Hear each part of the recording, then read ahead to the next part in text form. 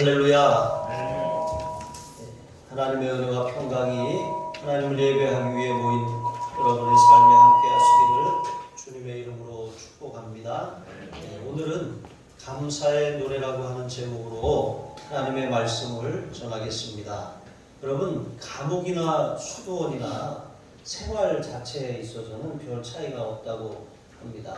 그런데 여러분, 근본적인 차이가 있어요. 마음 자세인데 불평하느냐 아니면 감사하느냐의 차이가 있다는 것입니다. 여러분, 우리가 불평하면 우리를 불평의 감옥에 가두는 거예요. 하지만 감사하면 우리를 풀어놓아 자유하게 하는 것이죠. 환경이나 사람이나 상황이 문제가 아니라 내가 불평하는 삶을 살면 주변을 자꾸 이렇게 이 지경을 좁히고 나를 옥죄는 거예요. 그러나 감사하면 하나님께서 우리의 지경을 넓혀 주시는 줄로 믿습니다. 왜 그렇습니까? 감사한다는 것은 모든 것을 하나님이 주관하신다는 하나님의 주권을 인정하는 거예요. 그런데 우리가 불평한다는 것은 하나님의 섭리를 인정하지 않고 주권을 부정하는 것이거든요. 감옥 생활에서 찬송 생활로라고 하는 그런 책을 쓴 이제 이 미국 이 군목 몰린 헤로더스 목사님이 계셔요. 이분은 찬송 생활의 능력이 또 감사의 능력이 어떠한지를 많은 책들을 통해서 그렇게 이 감사 생활을 전파했습니다. 여러분, 감사를 회복하시는 감사절이 되시기를 주님의 이름으로 축복합니다. 오늘 말씀을 통해서 몇 가지 교훈을 살피며 은혜를 나누겠습니다. 첫 번째로, 인생의 문제는 주변에 있는 다른 사람들이나 환경이 문제가 아닙니다. 하박국 선지자는 답답한 마음을 하나님 앞에 토로하며 두 가지 질문을 하나님께 드렸어요. 첫 번째 질문은 어찌하여 패역을 눈으로 보게 하십니까? 1장 3절에 있는 말씀이죠. 1장과 2장은 그가 가진 그런 하나님의 섭리에 대한 의문을 호소하고 하나님이 답하시는 그런 장면입니다. 그리고 이러한 상황, 어찌하여 패역을 눈으로 보게 하십니까? 이것은 하나님, 저 선민이 저렇게 하나님의 율법을 등 뒤로 던지고 하나님을 외면하고 온갖 악행을 일삼는데도 왜 저들을 심판하여 징계하지 않으십니까? 이렇게 하나님께 물은 거예요. 그랬더니 하나님이 뭐라고 말씀하셨습니까? 사납고 성급한 백성, 곧 갈대아 사람을 내가 일으켰다 라고 그렇게 말씀하시는 거예요.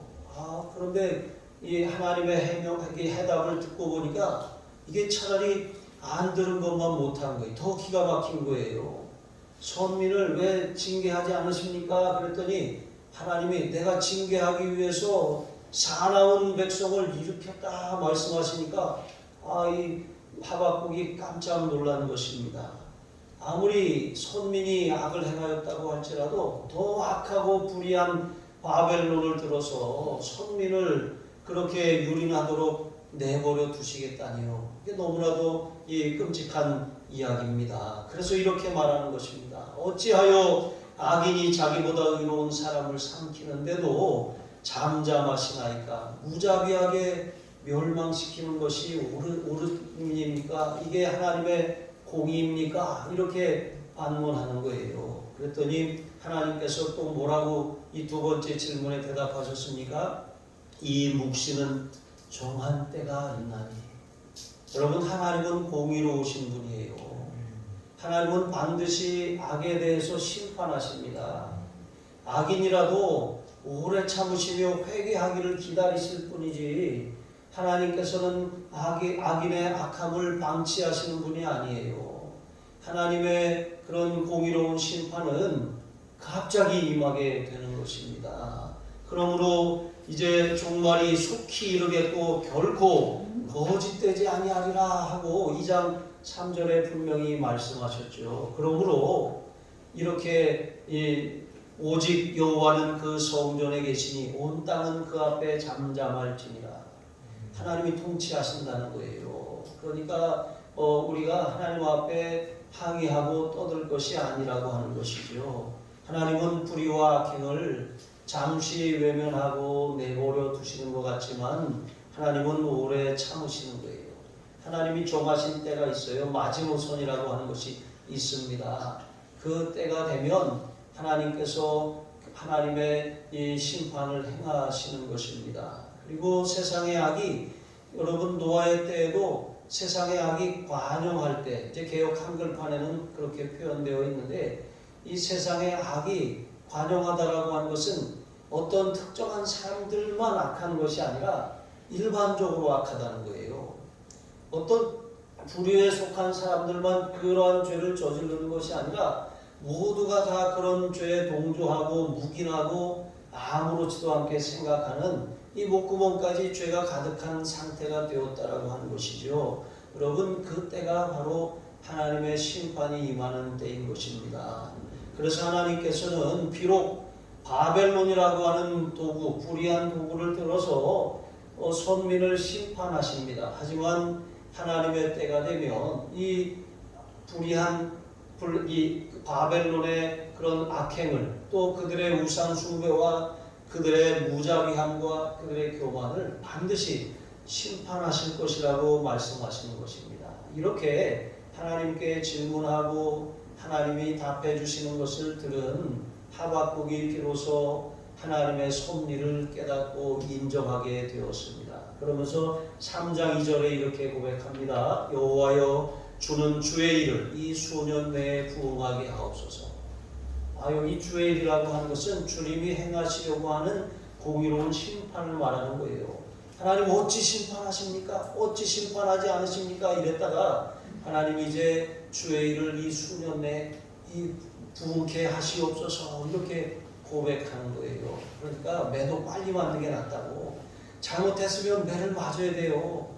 잘못했는데도 불구하고 우리가 괜찮겠지. 여러분, 이건 착각입니다. 반드시 하나님은 우리가 잘못하면 그 죄에 대한 대가를 물으시는 것이죠. 그러므로 죄를 깨달으면 빨리 회개해야 하고 그 징계를 빨리 벗어나시기를 바랍니다. 그래서 하박국이 이렇게 기도합니다. 비록 하나님 심판하시는 것이 하나님의 섭리이긴 하지만 진노 중에라도 긍휼을 잊지 마옵소서.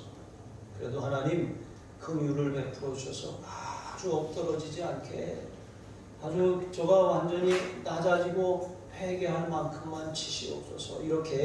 그렇게 간구하는 것입니다. 여러분, 우리가 우리의 눈앞에 펼쳐진 일들을 당장 보면 그것을 불평하고 원망하기 쉬워요.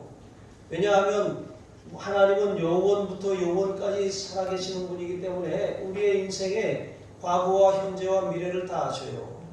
우리는 물리적인 시간 속에 살잖아요. 그러니까 우리는 이 물리적인 시간에 따라서 지나간 일은 지나간 대로 기억하고, 또 우리가 지금 있는지는 지금 경험하면서 깨닫게 되는 것이고, 앞으로의 일은 예측은 하지만 장담할 수는 없는 거예요. 그러나 하나님은 모든 것을 아시는 분이십니다. 그래서 하나님께서 하시는 일에 대해서 우리는 당장 깨닫지 못해요. 그래서 불평할 수 있습니다. 그러나 여러분, 이 세상 일을 하나님은 경영하고 계시는 것이죠. 우연히 세상에 일어나는 일은 하나도 없습니다. 다 하나님의 주권과 섭리 아래에 있습니다. 나도 말씀을 드린 것처럼 우리가 감사하는 삶을 사는 것, 찬송하는 삶을 사는 것, 그것은 다른 것이 아닙니다. 왜 감사가 그토록 그리스도인들에게 중요한지, 그것은 바로 하나님의 주권과 섭리를 인정하는 고백이기 때문에 그런 거예요. 불평하는 것은 하나님께 삿대질하는 거하고 똑같아요. 하나님 왜 이렇게밖에 못하십니까?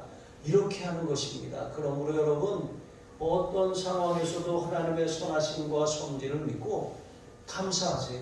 믿음으로 감사하는 거예요. 감사할 만해서 감사하는 것이 아니라 믿음으로 감사하는 것입니다. 여러분, 이렇게 우리가 문제가 생기면 원망할 대상이나 원망할 사람을 찾아요. 잘못은 지가 해놓고 누구 때문이야? 아빠 때문이야? 엄마 때문이야? 누구 때문이야? 너 때문이야? 뭐 때문이야? 이렇게 말하는 거예요. 여러분, 환난과 징계가 찾아오는 건 다 자기 잘못이에요. 누구 탓하는 한 절대로 그 문제에서 벗어날 수 없어요. 이 수렁에 자꾸 빠져들어가는 거예요. 그러나 감사, 하나님 이만하기 다행입니다. 감사합니다. 살려주셔서 감사합니다. 회복해 주셔서 감사합니다. 여러분 이렇게 감사하면 빨리 이것을 벗어나는 거예요. 그러므로 하나님께서 우리를 징계하실 때, 문제가 찾아왔을 때 누구 탓하지 마세요. 누구 원망하고 뭐 때문이라고 말하지 마세요. 여러분 그것은 하나님의 섭리가 작동하지 않는 것처럼 생각하는 거예요. 그러나 나 때문입니다. 하나님 내가 원인입니다. 나의 잘못을 깨닫게 하여 주옵소서. 여러분 다니엘서 9장에 보시면 다니엘이 이제 예레미야가 예언한 이 서책 하나님의 말씀을 읽다가 하나님께서 이스라엘 나라를 회복하시는 것이 이제 70년 만에 마칠 것이라는 사실을 깨달았어요. 근데 그 깨달은 때는 이제 이 1차 포로 귀환이 이루어지기 한 3, 4년 전이었거든요. 그러니까 하나님께서 말씀하신 것을 이루기 전에 한 3년 정도 되었을 때 기도로 준비시키신 거예요. 기도하게 하신 것입니다. 그런데 이 다니엘이 무엇을 기도했습니까? 하나님, 우리가 범죄했습니다. 우리 열조와 우리 민족이 범죄했습니다. 제가 범죄했습니다 하면서 하나님께 6가지 이 죄악의 목록을 그렇게 낱낱이 고백하면서 회개합니다. 여기 다니엘서 9장 5절로 6절에 보시면 이 6가지 죄악이 범죄, 해역, 행악, 반역, 주의 법도와 규례를 떠난 것, 주의 종 선지자들을 통해 주신 말씀을 듣지 않은 것. 여러분 이 6가지가 사실 우리의 신앙생활에서 범하는 모든 죄와 다 결부되어 있어요. 범죄라고 하는 것, 하마르티아라고 하는 단어를 쓰는데 이것은 관역을 빗나갔다는 거예요. 하나님이 제시하신 기준이 있어요. 하나님이 정하신 그 기준에 따라서 그들은 거룩하고 하나님 보시기에 합당한 삶을 살아야 돼요. 하나님의 저울에 그 추에 맞는 하나님이 요구하는 삶을 살아야 했던 것입니다. 그런데 그렇게 살지 못했어요. 빗나갔어요. 하나님의 뜻을 어긋났어요. 그러니까 그것을 범죄라고 하는 거예요. 그리고 두 번째, 패역이라고 하는 것. 여러분 이것은 마음이 부패했다는 거예요. 모세가 시내산에 올라가 이렇게 십계명을 받는 그 사이에 금송아지를 만들어 갖고 아론과 백성들이 이게 우리를 애굽 땅에서 인도한 여호와다 하면서 그 금송아지를 숭배하지 않았습니까? 그랬더니 하나님께서 그들에 대하여 내 백성이 부패하였도다 그랬어요. 그 마음이 하나님에게서 떠난 거예요.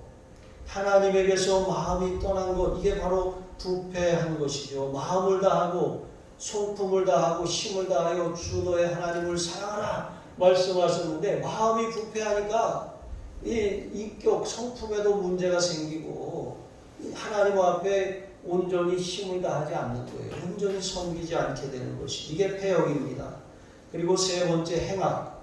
여러분 마음의 부패함이 이 행위로 나타나는 거예요. 악한 행위로. 그게 바로 이렇게 이 행악이라고 하는 것이죠. 그렇게 악을 행함으로 하나님을 거스르는 것입니다. 그리고 반역입니다. 반역. 여러분 이스라엘은 하나님과 언약으로 맺은 백성이에요.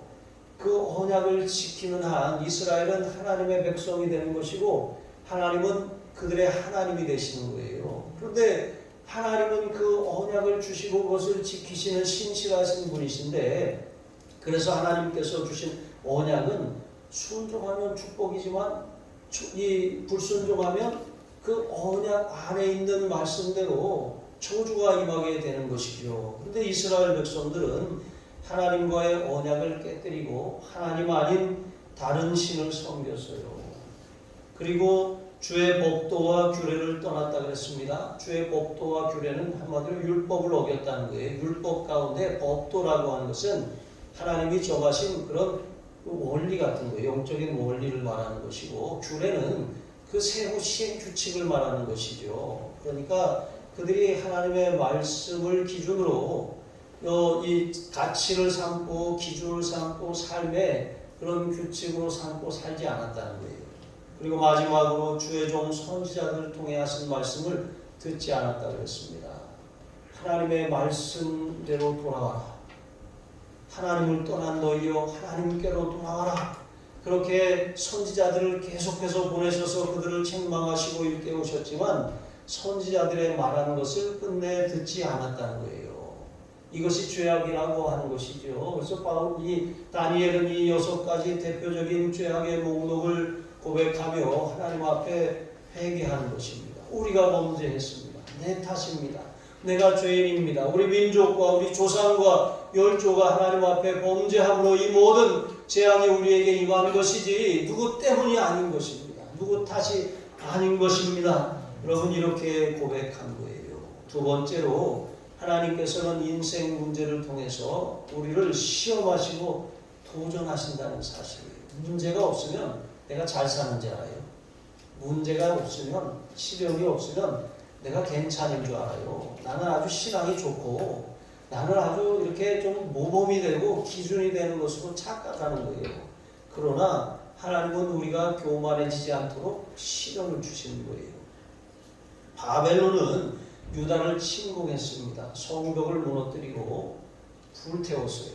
성전을 또한 불태우고 성전의 기물들을 다 약탈해 갔습니다. 그리고 많은 백성들을 죽이고 또 많은 백성들을 포로로 끌고 갔습니다.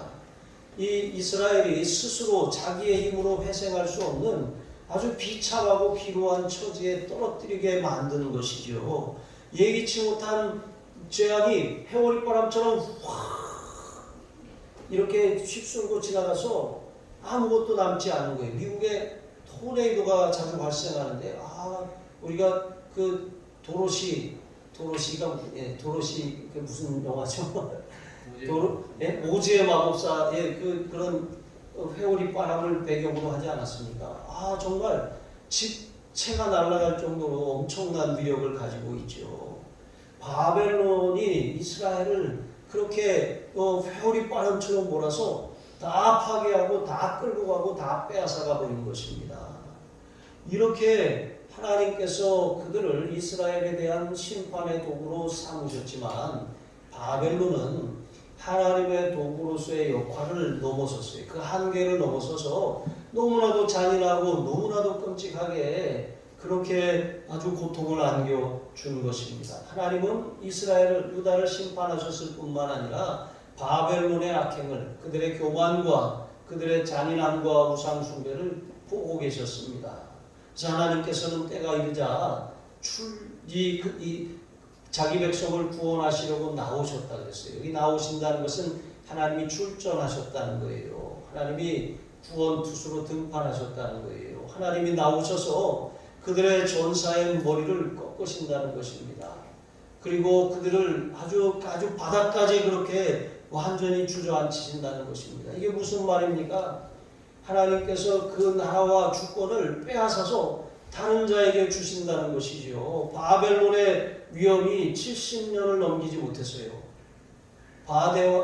메대와 바사가 바벨론을 정복하여 무너뜨렸습니다. 그럼 메대와 바사는 계속해서 승승장구했습니까? 바사 페르시아죠. 이 페르시아는 또한 알렉산더에 의해서 주저앉았잖아요. 그럼 알렉산더는 대제국을 건설하고 12년 만에 대제국을 건설하고 그 왕위가 영원했습니까? 아니에요. 그는 올라서자마자 얼마 있다 죽었어요. 그리고 그 아들들은 잔인하게 암살을 당했습니다. 4명의 장수가 이 헬라 제국을 4나라로 쪼개서 다스렸습니다. 그럼 헬라는 또 영원했습니까? 로마 제국이 일어나서 헬라를 또 통합하고 무너뜨렸습니다. 이처럼 하나님께서는 모든 역사의 주관자이십니다. 그리고 그 중심에는 하나님의 백성이 있어요. 하나님의 백성을 다루시기 위해서 하나님이 주권적으로 역사하고 계시는 것이죠. 헬라가 통치함으로 여러분 어떤 이 복음의 기틀이 마련되었습니까? 언어가 통일됐어요. 헬라어로. 모든 서민들이 다 쓰는 그런 일반 헬라어가 로마 제국의 통용됨으로 말미암아 복음이 헬라어로 전해질 수 있는 그런 기틀이 갖춰진 거예요. 로마가 또 무엇을 했습니까? 군사를 쉽게 이동하기 위해서 도로를 닦았어요. 모든 길은 다 로마로 통한다는 말이 여기서 나온 것이죠. 바울은 이 로마의 이 대로를 타고 다니면서 복음을 전했습니다. 바울은 또 어떻게 준비시키셨습니까? 그는 아주 율법에 대해서 아주 조예가 깊은 그런 탁월한 사람으로 가말리알 문화에서 그렇게 뛰어나게 그렇게 이 율법 훈련을 받은 사람이에요. 그런데 그가 복음을 만나고 나니까, 부활하신 주님을 만나고 나니까 이게 이 삼박자가 딱 맞은 거잖아요. 모든 것이 딱 갖춰지니까 하나님이 바울을 이방인의 사도로 임명하신 거예요. 다메섹 도상으로 가는 그 길에 하나님의 때가 되니까 정확하게 그를 딱 때리신 것입니다. 여러분, 이게 하나님이 하시는 일인 것이죠. 그러므로 여러분, 우리는 예기치 못한 인생의 환란이나 어려움을 만날 때가 있어요. 그러나 두려워할 것이 아닙니다. 다 하나님의 주권 아래에 있습니다. 우리로 정신 차리게 하시려고 하시는 하나님의 회오리예요. 빼앗아가시려고 하시는 것이 아니라 정신 차리라고 하는 것입니다. 이렇게 이 욥이라고 하는 사람을 보세요. 욥은 하루아침에 모든 소유를 잃어버렸습니다. 모든 자녀들이 죽었어요. 건강도 잃어버렸습니다. 키와 짝을 가지고 몸을 긁어야 할 정도로 고통스러운 그런 이 처지에 놓였어요. 아내도 하나님을 저주하고 죽어라 그렇게 했어요. 친구들도 찾아와서 위로하기는커녕 원인이 없는 징계는 없다 하면서 네가 뭘 잘못했으니까 이러지 하면서 세상에 마음 둘 곳 머리 둘 곳 하나도 없는 완전한 외톨이가 되게 하신 것입니다. 그러나 여러분, 이러한 상황에서도 이 욥이 한 가지를 잊지 않았어요. 하나님을 바라봤잖아요. 인내하면서 하나님과 고군분투하지 않았습니까? 그래서 야고보서 5장 11절은 욥의 이러한 모습을 이렇게 요약하고 있습니다. 보라, 인내하는 자를 우리가 복되다 하나니 너희가 욥의 인내를 들었고 주께서 주신 결말을 보았거니와 주는 가장 자비하시고 긍휼히 여기시는 이시니라. 여러분, 결말을 봐야 돼요. 끝날 때까지 끝난 게 아닙니다. 지금 과정에 시련이 오고 인생의 회오리가 찾아왔다고 다 망했구나, 내 인생 끝났구나, 이제 종쳤구나, 애들 말로 쫑났구나, 여러분 이렇게 생각할 수 있어요. 하지만 그렇지 않습니다. 사람의 끝은 하나님의 시작이에요. 내가 내 인생의 운전대를 쥐고 있는 한 하나님은 절대 일하지 않으셔요. 내가 내 인생의 주인인 한 하나님은 그냥 그래 네가 운전해봐라 내버려 두시는 거예요. 그게 가는 길이 낭떠러진지 어딘지 모르고 그냥 막 내리달리는 거예요. 브레이크가 계속 등이 들어오는데도 무시하고 계속 내리달리다가 꼬꾸라지는 것입니다.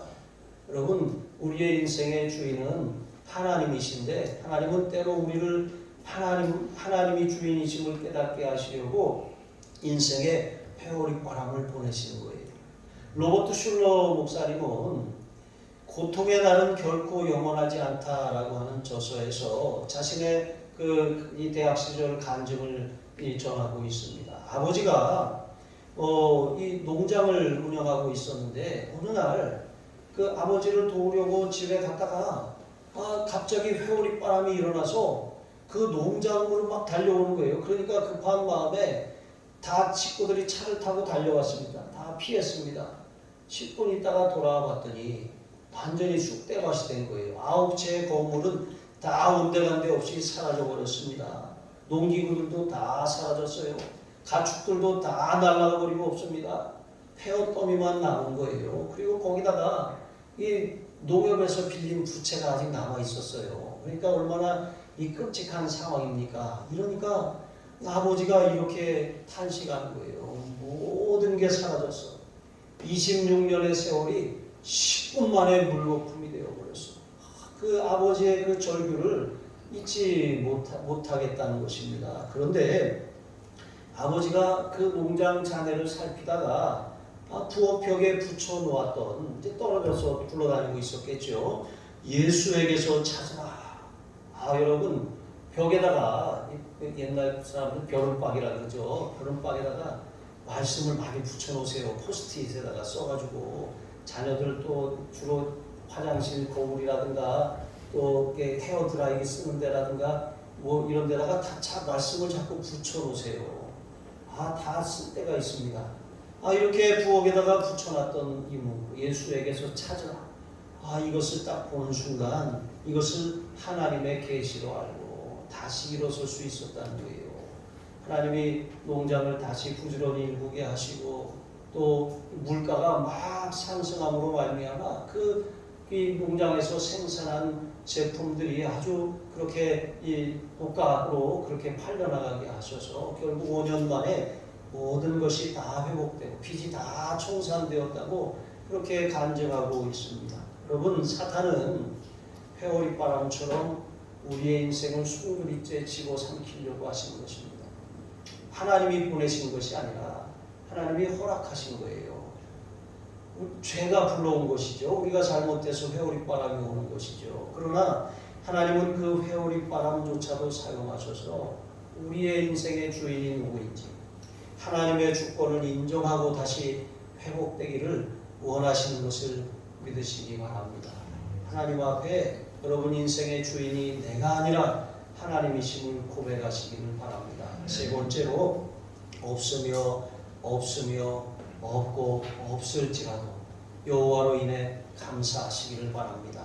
17절로 19절에 보시면 하박국 선지자는 비록 무화과 나무가 무성치 못하고 포도나무에 열매가 없으며 감람나무에 소출이 없고 밭에 먹을 것이 없고 우리의 양이 없고 외양간에 소가 없을지라도 그랬습니다. 여러분, 이 무화과는 이 가난한 사람들이나 부한자들이나 이들에게 아주 중요한 양식이고 또 치료제였어요. 그리고 이 포도나무, 이것은 꼭 필요한 음료였습니다. 기쁨을 주는 것이었죠. 감람나무는 모든 성전에 들어가는 기름부터 가정집에서 요리하는 요리 기름, 또 호롱불을 밝히는 그 등잔의 기름, 연료 할 것 없이 아주 유용하게 쓰이는 그런 기름이고, 또 유럽에 가면 모든 요리에 다 올리브가 들어가지 않습니까? 아주 굉장히 유용한 것이죠. 그런데 다 없어졌다는 거예요. 그리고 양이 없어요. 양이 없다는 것은 옷을 해입을 그런 털도 없고 이불을 지어 입을 수도 없고 덮을 수도 없다는 거예요. 양의 고기를 먹을 수도 없고 양젖을 또 통해서 치즈를 만들 수도 없다는 거예요. 소가 없다는 것은 농사를 지을 수가 없다는 거예요. 사람이 하면 얼마나 사람의 힘으로 할 수 있습니까? 그러니까 완전히 절망 그 자체, 회오리바람이 다 쓸어가서 아무것도 남는 것이 없는 그런 처지가 되었다라고 하는 것이죠. 그런데 없을지라도, 마치 아니하실지라도 다니엘의 이 그런 세 친구의 고백처럼 없을지라도 어떻게 합니까? 나는 여호와로 말미암아 즐거워하며 그의 구원의 하나님으로 인하여 기뻐하리로다 그렇잖아요. 그러니까 아무것도 없어도 하나님의 백성은 하나님을 믿고 하나님의 구원을 기대하고 기뻐하고 즐거워하고 감사해야 한다는 거예요. 여러분, 오히려 내가 모든 것이 회오리바람에 다 날아가는 것이 오히려 감사할 일이라고 하는 거예요. 우리 자녀들이 하나님의 말씀을 안 듣고 지멋대로 살다가 망했어요. 그러면 아이고 어떻게, 그게 아니라 그거 쌤통이다. 그렇게 말하면 안 되죠. 잘 됐다. 하나님께로 돌아올 길이 열렸구나. 여러분, 이렇게 우리가 이 영적으로 더 그런 눈으로 그것을 바라보아야 할 줄로 믿습니다. 여러분, 여기서 여호와로 말미암아라고 하는 뜻은 여호와 안에서라고 하는 뜻이에요. 영어 성경은 그렇게 번역하고 있습니다. 참된 만족과 기쁨은 하나님, 창조주 하나님을 인정하고 하나님의 주권과 섭리를 고백하는 데서 여러분 만족이 있는 거예요. 바울이 서신서에서 즐겨 사용하는 표현이 있어요. In Christ, 그리스도 안에서라고 하는 단어죠. 그러니까 그리스도가 바울의 삶의 전부이고 모든 것이었어요. 그러면 그리스도 안에는 모든 보화와 지혜와 모든 지식이 다 감춰 있기 때문에 그래요. 내가 내 삶의 주인으로 사는 사람과 그리스도 중심된 삶을 사람과의 차이는 천지 차이예요. 하나님이 그 모든 하늘과 땅의 모든 권세를 그리스도에게 주셨잖아요. 그리스도를 중심에 모시고 산다는 것은 세상을 다 가진 자보다 더 뛰어나고 탁월한 삶을 살게 하는 거예요. 우리는 그리스도의 이름으로 하나님 아버지 앞에 당당히 우리의 필요를 구할 수 있게 된 사람들인 것이죠. 여러분, 그래서 이 하박국은 자신이 여호와로 말미암아 여호와 안에서 여호와로 인하여 기뻐하고 즐거워하리로다라고 고백할 수 있었던 거예요. 여호와가 다스리고 계시니까 다 지금 날아갔어도 여호와가 또 회복하실 것을 믿을 수 있기 때문인 것이죠. 그래서 하박국은 주 여호와는 나의 힘이시라 이렇게 고백하는 거예요. 여러분, 여기 힘은 그냥 내가 힘을 내야지 하고 짜내서 내는 힘이 아니라 하늘의 능력입니다. 하나님이 주시는 근원적인 힘이에요. 이런 힘이 있으면 다시 일어나는 것이죠. 세상 사람들은 돈심으로 살아요. 돈이 있으면 모든 문제를 해결할 수 있다는 물질 만능주의자가 다 되었어요. 그러나 우리 예수 믿는 사람은 오직 의인은 믿음으로 말미암아 살리라 했잖아요. 여러분, 믿음으로 사는 방식이 어떻게 사는 거예요? 말씀대로 사는 거예요. 그러므로 믿음은 들음에서 나며 들음은 그리스도의 말씀으로 말미암았느니라 말씀하신 것처럼 말씀을 자꾸 듣고 읽고 입술로 선포하고 묵상하고 암송할 때 여러분, 그 말씀이 우리의 믿음이 자라나게 하는 거예요. 주님께서 제자들을 책망하실 때 믿음이 작은 자들아 이렇게 말씀하시지 않았습니까? 여러분, 믿음이 작다라고 하는 것은 이게 자라나야 되는데 정체되어 있다는 거예요. 믿음이 작으면 염려가 들어와요. 그런데 믿음이 자라나면 염려가 들어올 틈이 어디 있습니까? 하나님의 말씀을 믿고 당당하게 일어설 수 있게 되는 것입니다. 그리고 여기 나의 발을 사슴과 같게 하사 나를 나의 높은 곳으로 다니게 하실 것이라고 그랬습니다. 이 사슴, 가끔 유튜브를 보면 이 사슴이나 염소는 이렇게 그 쪽발을 가지고서 그 절벽에 이렇게 매달려 가지고 안 떨어지더라고요. 막 댐도 막 기어 올라가고 그 살아온 맹수가 잡아먹으려고 하면 절벽에 이렇게 하는데도 안 떨어지더라고요. 여러분, 하나님께서 다윗을 사슴과 같게 하셨다는 고백이 시편에도 있습니다. 그러니까 사슴과 같게 하셨다라고 하는 말은 이 사슴은 다른 짐승들이 갈 수 없는 높은 바위 절벽 사이를 다닐 수가 있어요. 이 고대 전쟁에서 이 우위를 차지하는 방법은 빨리 이동하는 거거든요. 근데 오늘날처럼 무슨 기계와 보병도 아니고 전차가 있는 것도 아니고 사람 발로 움직이는 거잖아요.